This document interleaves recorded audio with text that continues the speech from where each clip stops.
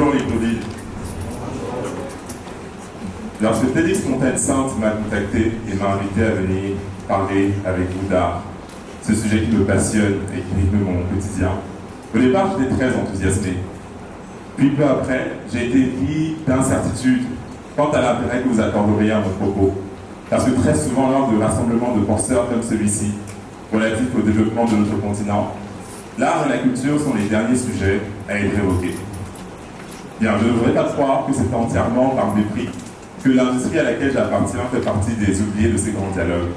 Je suis bien évidemment informé, mais aussi concerné par les multiples problèmes tels que les difficultés d'accès à l'éducation, les inégalités de genre, l'insécurité alimentaire, le manque d'infrastructures, parmi tant d'autres problèmes qui touchent et minent notre continent. Je sais également qu'en plus de ces préoccupations, le manque d'institutions culturelles et d'éducation à l'art font partie des raisons derrière ce désintéressement.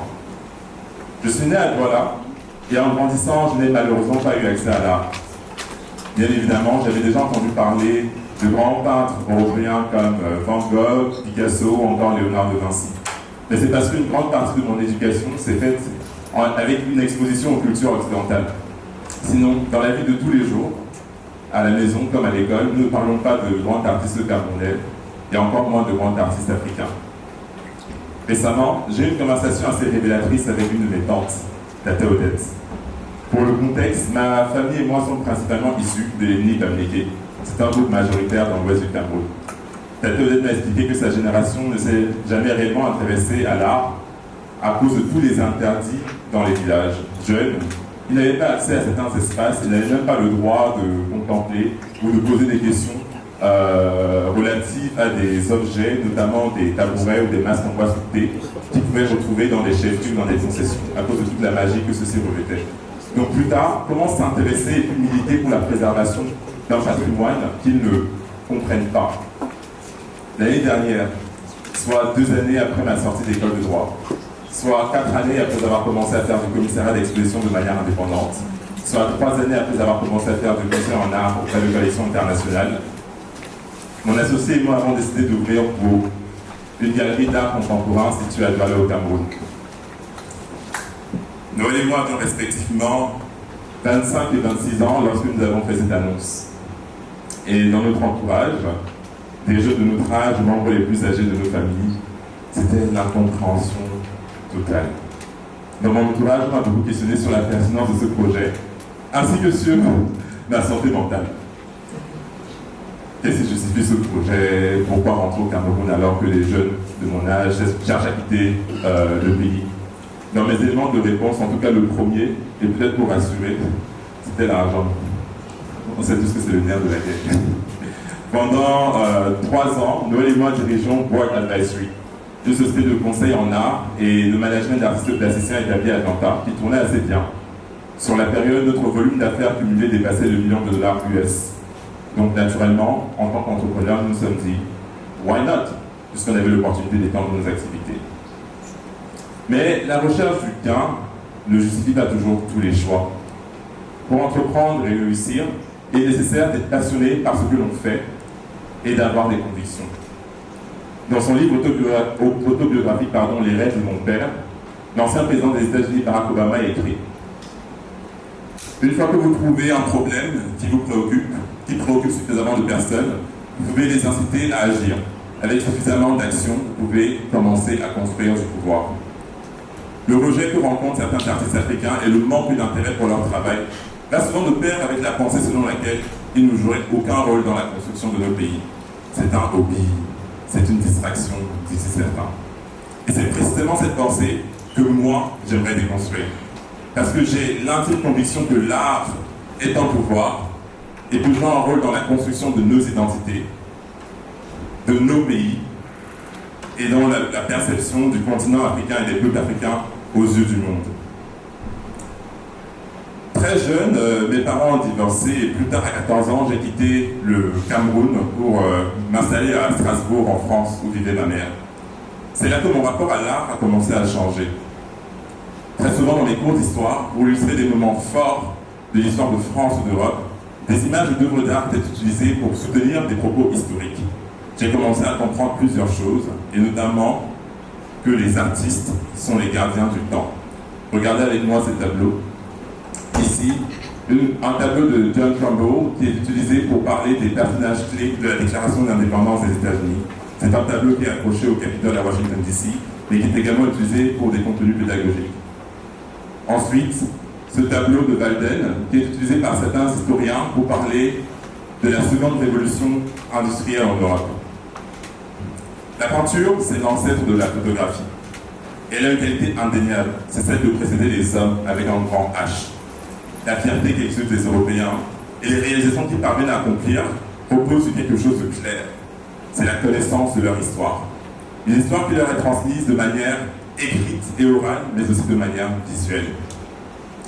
Malheureusement, nous, Africains, ne connaissons pas assez notre histoire. Mais c'est parce que l'entreprise coloniale l'a voulu ainsi. Empiant une partie de notre patrimoine, c'est une partie de notre histoire qui nous a été arrachée. En 2007, lors d'un déplacement à Dakar, Nicolas Sarkozy, alors président de la France, a prononcé un discours dans lequel il dit, et je cite, « Le drame de l'Afrique, c'est que l'homme africain n'est pas assez entré dans l'histoire. » Minimisant par ses propos des siècles de civilisation et d'influence. Parce que l'homme africain influence le monde, et notamment par sa culture. Qu'aurait-il été du travail d'artistes de renom comme Picasso ou Matisse s'il n'avait pas eu cette rencontre bouleversante et émerveillante avec les masques francs du Gabon? Nous influençons le monde, mais également davantage, pour emprunter le titre d'un des ouvrages d'Achille Mbembe, à sortir de la Grande Nuit. Dans cet essai, l'historien et politologue camerounais écrit « Pour se libérer une fois pour toutes de l'aliénation coloniale et pour se guérir des blessures infligées par la loi de la race, il fallait se connaître soi-même. L'art contemporain fait partie des outils qui s'offrent à nous si nous désirons mieux nous connaître. L'art contemporain désigne les œuvres créées depuis la seconde moitié du XXe siècle, soit après la Deuxième Guerre mondiale. À travers leur création contemporaine, les artistes se saisissent du moment présent, explorent le passé, contemplent une existence, voire même s'interrogent sur l'avenir. En 2017, j'ai fait plusieurs rencontres artistiques, dont une qui m'a particulièrement marqué et a laissé sur ma mémoire et mon âme des traces indélébiles. Il s'agit de ma rencontre avec le travail du photographe malien Malick Sidibé. Né en 1936 et décédé en 2016 à Bamako, il est considéré comme une figure incontournable de l'art contemporain et par certains comme l'un des pères de la photographie africaine. Ces clichés les plus fameux pris dans son atelier, et dans des concessions de la ville de Bamako, dépeignent la jeunesse dans les années 60, dès l'accès aux indépendances. Cette photo m'a particulièrement touché parce que je trouve qu'elle incarne le sentiment vraiment de toute une époque. C'est celle des libertés nouvelles, c'est l'insouciance, ce sont les espoirs. Et je trouvais en 2017 cette photographie particulièrement contrastante avec la vision et l'idéologie des groupes armés qui sévissent au Mali depuis 2012. Lorsque j'ai décidé de développer ma pratique curatoriale, la citation d'Achille Mbembe que j'ai partagée avec vous s'est imposée à moi. Connaissant le pouvoir de l'art et sa capacité à pénétrer le subconscient de chaque individu et à susciter une série d'émotions et de questions, je voulais travailler sur des expositions qui soient quelque peu transformatrices et travailler avec des artistes dont le travail témoigne d'une richesse et d'une profondeur inouïe. En 2022, j'ai été invité par le Black Google Network, c'est un groupe d'employés dédié à promouvoir l'inclusion au sein de Google, afin d'organiser une exposition à leur siège social à Paris. En empruntant le titre dans des poèmes de Maya Angelou, j'ai organisé l'exposition collective Still I Rise, réunissant le travail de 8 artistes contemporains issus de divers pays africains et des Caraïbes, avec l'ambition de mettre en lumière la résilience des personnes noires, mais également d'explorer à travers leurs pratiques les intersections entre la race et l'espace, le genre, la classe sociale et l'histoire, afin de susciter des dialogues transformatifs. Certaines personnes pensent que je suis fou lorsque je dis que les artistes font partie des personnes les plus intelligentes que j'ai la chance de côtoyer. Leur manière de voir le monde, de s'en inspirer, d'entreprendre des recherches, pour ensuite créer encore plus d'œuvres profondes, parsemées de références, ne cessera jamais de m'impressionner. Et sur le continent, ils ne reçoivent qu'un cinquième de la reconnaissance qu'ils méritent. Et moi, je continue d'être inspiré par le travail qu'ils accomplissent avec constance et diligence. Et chaque fois que j'ai eu l'opportunité de voir leur travail être mis en valeur à travers des collaborations internationales, j'ai été fier. Et au cours des dernières années, j'ai été immensément fier. Notamment lorsqu'en 2021, le travail du photographe gabonais Marc Posso a retenu l'attention du magazine Ancré et il a pu photographier le footballeur français Pascal Kipembe. Toujours en 2021, lorsque l'œuvre de l'artiste peintre ghanéen Amadou Bafo a inspiré la collection Printemps-été de la maison Dior. Et toujours en 2021, lorsque 3 de ses œuvres ont décollé vers l'espace sur une fusée Blue Origin de Jeff Bezos. Puis en 2022, lorsque le travail collectif de 3 artistes, notamment Jean-David Todd du Cameroun, Géraldine Tobé et Michel Ekeba du Congo, a été propulsé également vers l'espace sur une fusée Ariane 5. Et cette même année, lorsque le travail de l'artiste camerounais Barthélemy Togo a été exposé au Louvre, et c'était une installation immense, monumentale, sous la pyramide du Louvre à Paris. Et plus récemment cette année, lorsque l'œuvre du photographe ghanéen Plus Jesse a inspiré la collection Automne-Hiver de la maison Palma. L'art peut changer des vies et des trajectoires. Les artistes, par leur travail, comblent des vides dans le monde de l'art qui, auparavant, n'existait pas. Leur travail répare des siècles d'invisibilisation et de représentation péjorative des Africains. Leur chemin, ils l'ont mené seuls, sans aucun soutien gouvernemental. Et en plus de tout ce qu'ils réalisent déjà, au cours des 10 dernières années, une tendance a émergé.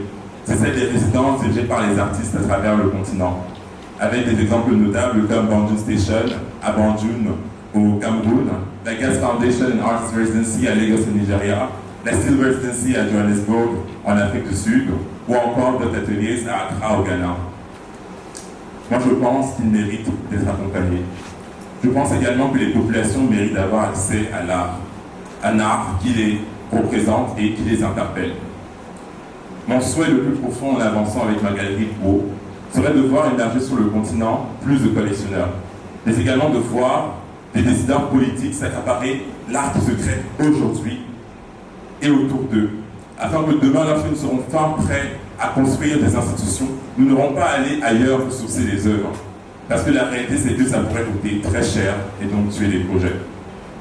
Aux côtés de ces artistes, les collectionneurs à travers le continent, comprenant l'urgence de la situation, ont également fait un pas en avant pour essayer de combler des vides dans l'écosystème, en mettant sur pied des projets éducatifs, mais également en proposant un accès plus large à l'art pour le public. C'est le cas notable de la Fondation Zinsou au Bénin qui existe depuis plus de 15 ans déjà. Avec une vision panafricaine, ils offrent des résidences à des artistes, mettent sur pied des expositions mais vraiment incroyables dans leur musée de Ouida et développent également des projets centrés sur l'art et l'environnement. Et leur présidente, Marie-Cécile Zinsou, qui est historienne de l'art, fait partie des personnes qui militent pour la restitution des biens pillés avant et durant la colonisation. Et l'État du Bénin, d'ailleurs aussi, aujourd'hui s'est positionné sur la question des biens spoliés. Et aujourd'hui, plus que jamais, le Bénin célèbre son patrimoine culturel, mais également l'art contemporain. En 2022, ils ont accueilli au palais présidentiel une exposition de grade muséale intitulée Art du Bénin d'hier et d'aujourd'hui. Cette exposition itinérante présente 26 trésors des anciens royaumes restitués par la France, aux côtés d'œuvres d'artistes contemporains qui s'inspirent de ce patrimoine. Le Bénin se redéfinit et l'art joue un rôle dans sa stratégie. Ils misent sur la mise en valeur de leur patrimoine culturel pour accroître leur influence culturelle, mais également le tourisme. D'ailleurs, dans les années à venir, ils ouvriront 4 musées à travers le pays. Et cette année, ils ont participé pour la première fois à la Biennale d'art de Venise, la plus grande exposition d'art et rassemblement artistique au monde. Et le Bénin, dans le développement de son branding, s'inspire du modèle établi par le Sénégal, qui depuis 1989 organise la Biennale d'art de Dakar, la manifestation artistique la plus importante dédiée à l'art créé par des artistes noirs à travers le monde. Moi, je pense que nos décideurs politiques de la sous-région pourraient s'inspirer de ces modèles, celui établi par le Sénégal et celui en train d'être établi par le Bénin. Et je pense que si nous désirons créer des institutions qui nous ressemblent, il faudra tenir compte de nos réalités climatiques, nos réalités démographiques, nos réalités financières. Et il existe plusieurs modèles à travers le continent, avec 2 exemples de musées comme ça qui me viennent à l'esprit. C'est le cas du ZMOCA au Cap en Afrique du Sud et du Yemisi Shila Museum of Arts à Lagos au Nigeria. Ce sont des partenariats entre des collectionneurs d'art avérés et des entités publiques ou privées. Les collectionneurs ayant accepté de prêter ou faire des dons de leur collection à ces institutions pour qu'ils puissent avoir une programmation, mais également aussi un fonds de collection. Pendant plusieurs années, l'une de mes amies les plus proches, Adeline, qui est gabonaise, m'a transmis l'amour que sa famille et elle ont pour le travail d'un artiste gabonais, Georges Bourou. Rencontrer ce grand artiste faisait partie des choses qui m'animaient avant ce voyage, mais malheureusement il est décédé le 25 juillet, quelques jours avant que je n'arrive. Bourou était une force de la nature, dont le travail époustouflant portait sur la lumière. Le contact avec la palette de couleurs chaudes de son travail faisait naître dans les yeux et dans l'âme de celui qui regarde une flamme. Je prie pour que cette flamme ne cesse de briller et que celle-ci soit entretenue afin d'illuminer également les générations futures. Merci, Fontaine Sainte.